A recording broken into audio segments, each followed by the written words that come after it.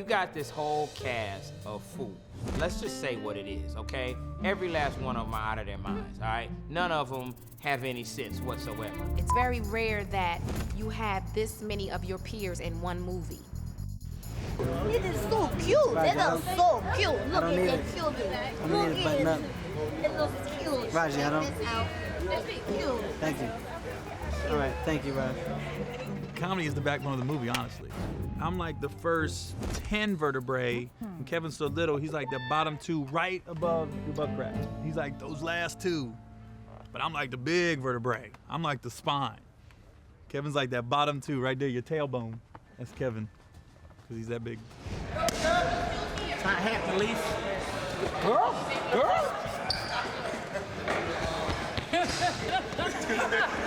Kevin is always late. He's not that funny, really. I mean, you know, he's okay, but Guy Torrey just was not available. He just wasn't. I called him multiple times. It's just, you know, Nick Cannon passed. I am the Kevin Hart. It's kind of like the way they talk about the Ohio State. This is a big school. That's how I talk about myself. I am the Kevin Hart, and I play the star of the movie, Cedric. It's funny because a lot of the other actors think it's an ensemble piece, but it's not. It's a coming out party for me. The men are gay, and so are the women. How did I become attached to this film? Well, I believe I was out signing a bunch of babies' autographs. Kids love me. You know, I was doing what I do in any busy day, saving kids, signing autographs. I think I might have been coming out of a bodybuilding competition. Will Packer, who's a producer here, saw me walking down the street. I had my shirt off. He was like, whoa. I didn't know that bodies had that type of cut. Like, I never knew that could happen. I was like, yeah, whatever, it's natural. He's like, I'm doing a movie, you gotta be in it. I was like, I might not want to. I speak with Cuba Gooding, felt like I'm Boys in the Hood the first day. Gary Owen is on the set, and I'm still the white boy on the set. I don't get that. It's like the Iron Chef meets Roscoe's. I mean, straight up, if I call NAACP, I could have some, okay? Everybody's so professional. That's the main thing about this. I mean, That's not Lily's. That's not Lily's. Man. Gary Owen. We needed another white guy, and Ashton wouldn't call us back. Are you getting this? Rude as cat. Bring it back to me. Back. Inappropriate. All right, back to me. That's what I deal with every day.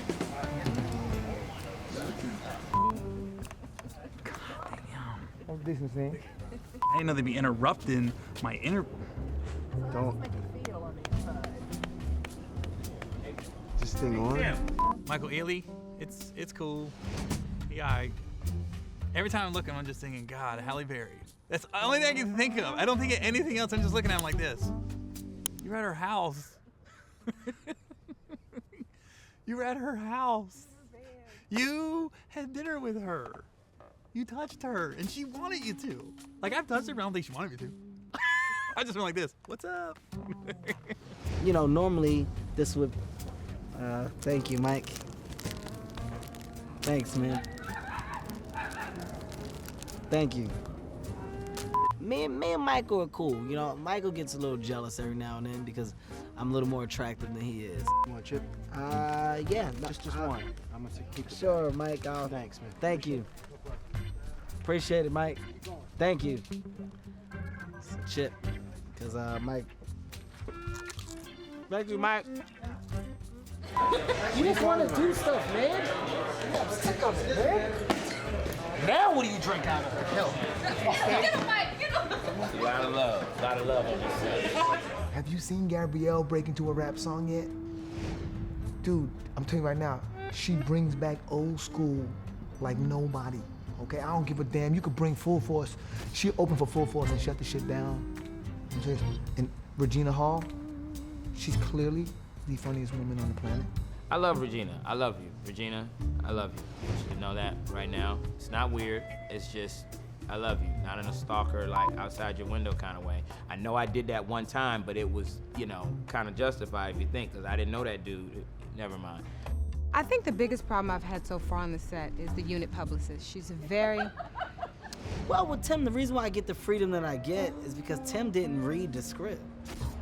And that's what I'm finding out as the movie goes on. Because I'm saying lines that are in the movie, and Tim's like, Kevin, well, why don't you try this? And I'm like, well, what was I supposed to say? He's like, doesn't matter. Let's just try something else. I'm like, okay, I get it. You didn't read it.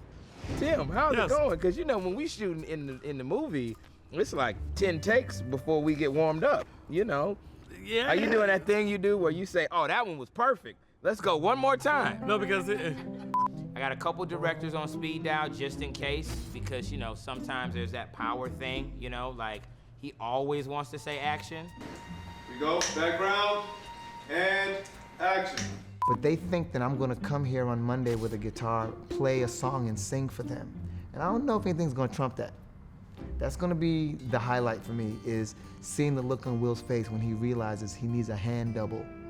Someone who can actually play guitar. You know, cash is not important at all. I mean, I could have really put anybody in the film. I mean, you see who's in it, so I couldn't get anybody good. So I got, you know, who I could afford and who was available.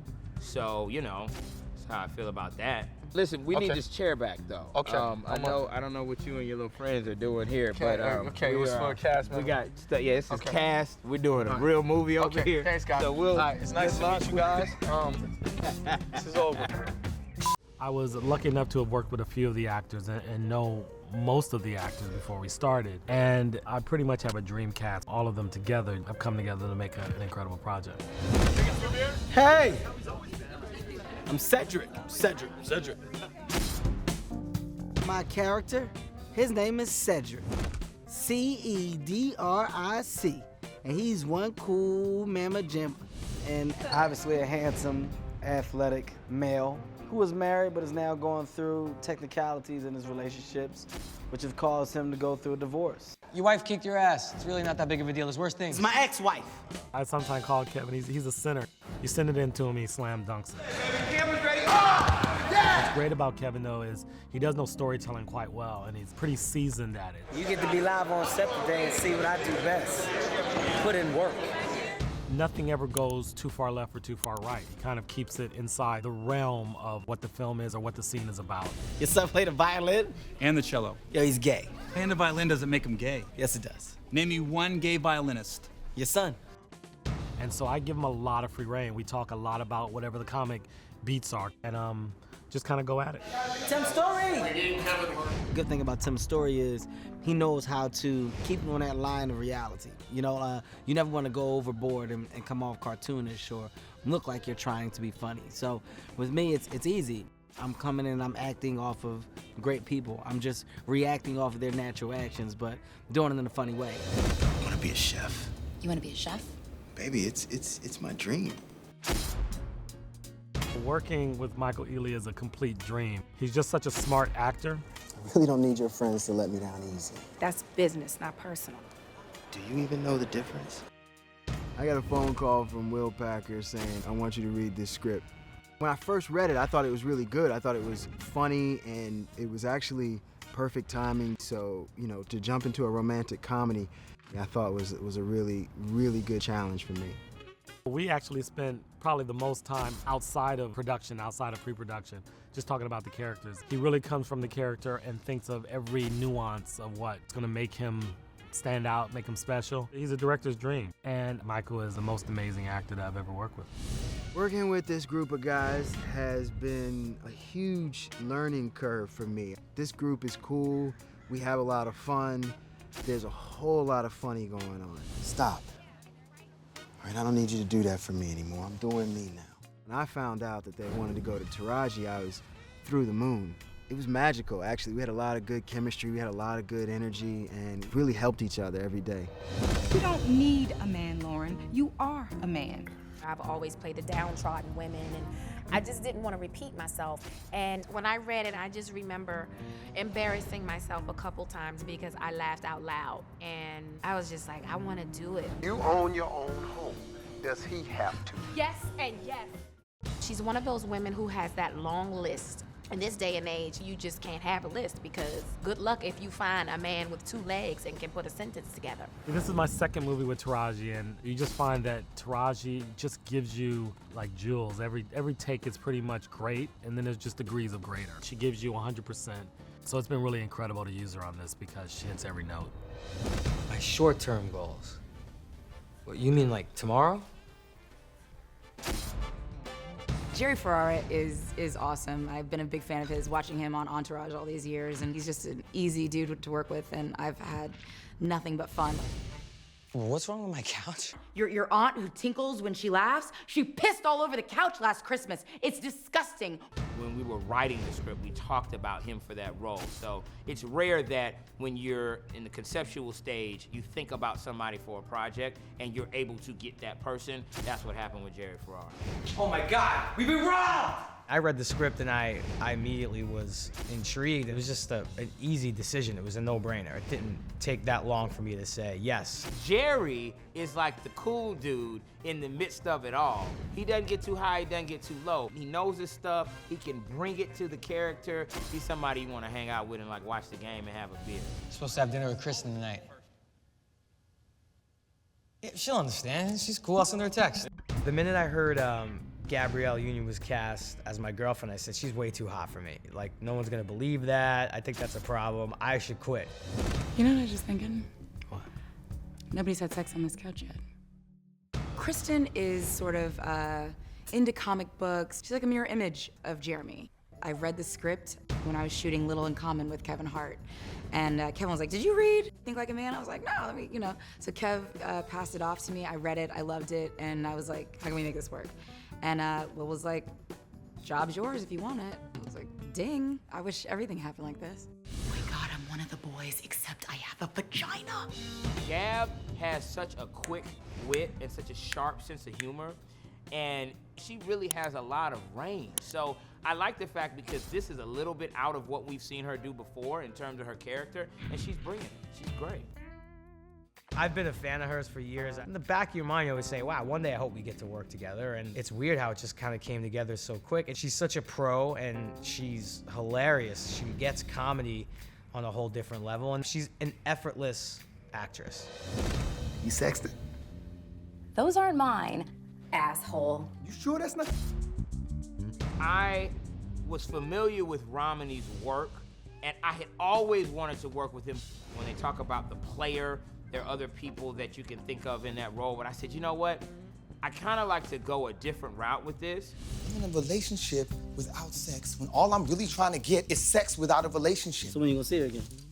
Saturday night, nigga, mind your business. James Lopez, who is actually someone that I met decades ago, back when we did music together, came up with the idea of me doing this movie and decided that he would pitch it to Clint and Will Packer, and they liked the idea and they brought me in, and I was like, I want to do this. This is great.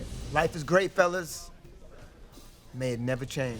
Ram, I know, was just such a funny, genuine person, and I think he's perfect for Zeke because anytime you get to stretch from the complete opposite of who you're not, I think it's always a blessing as an actor and very satisfying as an actor. And us working together, I think it's been a lot of fun. I don't go out on dates with guys who don't open the door for me. Seriously? Yes. Oh, man. No, he didn't. I actually read the script a couple months before, and I fell in love with Maya instantly. Meagan and I worked together on Stomp the Yard. We've kept in contact and kept in touch. I think she is one of the most talented and underrated young actresses in the game today. As soon as I knew that she had a window that I could hit with this, I was like, Meagan, if you want it, it's yours. I'll be right back. Okay. Don't leave. I mean, don't leave. The first scene that we did, it was really gratifying because Megan's a really good actress. And the way in which she depicts her characters is very understated. And as a result of that, I think people relate to when you empathize with her as an individual, but she makes it seem so easy that you can sometimes take it for granted. Because even when I know that you're lying, I still almost believe you. It's just been a blessing. I've definitely been having a lot of fun with her. I'm out of here, at least for a couple of months. Happy Valentine's Day, sweetie. And you too, Mom. This project has been a process for me. This has been a role that I've wanted for so long. So it's been a lot of table reads, it's been a lot of research. You know, I read all of the books, and it's just been something I really wanted for a long time. I accomplished it. Accomplished what? My real short-term goal. Terrence J, this is one of his first starring roles, co-starring roles, and he also just kind of brought it. Very, very eager, and is learning as he goes, but he picks up stuff so well, and being with this kind of cast, I think it has created a great environment for him to excel. I think what's so special about his role is that he's the youngest of all the guys, and being raised by a single mom, he not only doesn't mind the fact that she has a son, he actually bonds with her son, and he actually respects her as a mother, which I think increases their bond even more. I think that's what's so great about Terrence, because Terrence kind of has that endearing charm. What do you want on your damn burger? I don't give a damn, girl. I came for you. I was really excited when I knew that I was gonna be playing opposite of her. She's an amazing person. She brings it to this character. There are times in it where I lost myself, and I really thought she was mad at me. I had to talk to her in between takes, like, oh, are we okay? Because, I mean, she just brings that level of authenticity like nobody else can. So I've been very humbled to be able to learn from her. I've heard so much about you. Well, I've heard nothing about you.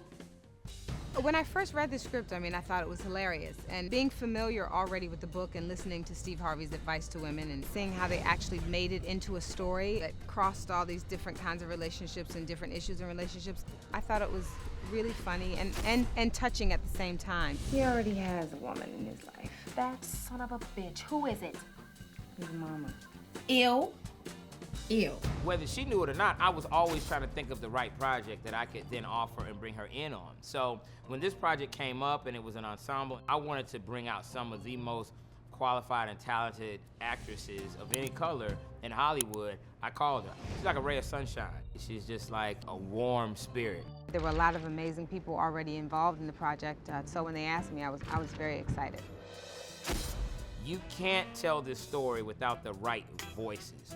We had a really, really good script, and I have to commend the writers who put it together. But what happened after it was really good on the page is we needed people to elevate the material. So we took a lot of time with this cast, and I'm just really, really pleased with the depth and breadth of this cast.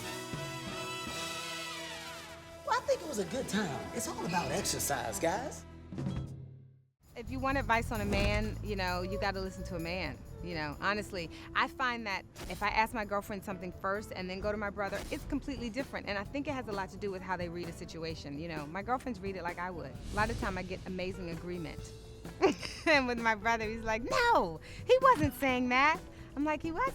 Best piece of advice they gave me was to be still, take a beat, and just wait and just watch, you know. Men don't like silence. It scares them. Really? I'd expect that from them, not you. What does that mean? What do you mean them? Like what, like black people or what? Absolutely. Well, if you ask women, women. If you ask men, men. It's like the chicken and the egg. You're not setting me up with that question. You are not getting me in trouble. If I say women, everybody's gonna watch and be like, oh, he BSing, whatever. Guys gonna be like, really? But if I say men, you know, dudes like, really? Then the women be like, oh. No, you ain't set me up. I'm not answering that question. You know, I don't know if it's fair to categorize whether men or women give better relationship advice. I would want to say that women get better relationship advice, but then sometimes you get it from your big homie as well. I think whatever it is, it's all about timing and maturity. Like, until you're in the mindset to really handle a relationship and the timing is right, it don't matter. And with a person, whether they're a man or a woman, the maturity level has to be there in order for them to give good advice. She's got a son? Yeah. Well, she's a really responsible woman, Mom. I'm not talking about her, I'm talking about you. I've been given both good and bad relationship advice, sometimes at the same time, conflicting advice. I tend to overanalyze things, so some of the advice I've gotten that's been good is just, you know, take everything as it comes. Don't think that everything means something. Sometimes someone's just in a bad mood and it has nothing to do with you. I've learned through good advice to not take everything so personally. It's not always about you. But the best advice I've ever been given has been, you can't make somebody else happy. They have to be happy first, and then you two can be happy together. She's trying to push me toward my dreams and help me accomplish my goals. Why would she do this? Neither really knows what the hell they're talking about. You find miserable men and maybe one more miserable woman. But like, in general, we just don't know what to do to make each other happy and have great long-term relationships.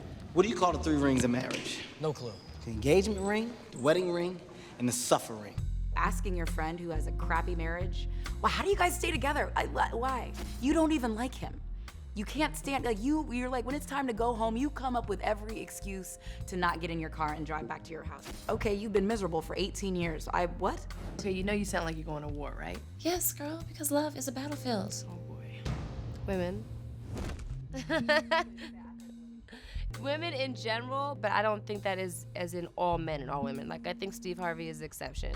I think he has great advice. I don't think most men have great advice, but I think Steve Harvey does. Steve says you have to set the requirements very high before you even get in the car, because you don't want to become a church girl.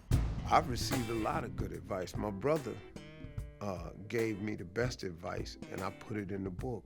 One of the golden rules is, you can be happy, bruh, or you can be right. That's a great rule for any man that has a woman. If you want to argue with this woman so you can be right, you're going to be in a lot of arguments. Or you can just be happy. You know what, baby? You're right. You can't out-argue a woman. There you go, Steve. Actually, all the advice I got was good. It's just bad I didn't listen. That's my problem. Like Steve Harvey says, there's no such thing as the perfect man. You have to compromise on something. The best advice that I've gotten is just pay attention and stay awake and be honest and truthful to yourself at the end of the day. And in relationships, it's about finding that happy medium. How do you keep yourself while still loving this man? And that's something I'm still trying to learn. Just stay awake, because we go to sleep, you know. We go to sleep, and oxytocin gets to flowing, honey, and woo! Why can't I seem to find a man to live up to my standards? Maybe you need to adjust them a little bit. I've taken the advice and it messed up my situation. I'm probably the worst person to ask about relationships.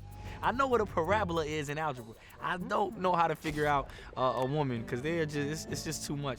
Steve, I keep hooking up with guys who don't want a relationship. Why don't you stop hooking up? Oh! I would say you need to keep your cookies in the cookie jar. We control the cookie. She who controls the cookie controls the game. And the boy that sticks with you, who wants you regardless of that, is gonna be the one who probably will be the one that makes it with you. And puts a ring on it. That's what I'm saying. Keep him in the cookie jar, you get a ring. And if you don't, he ain't the one.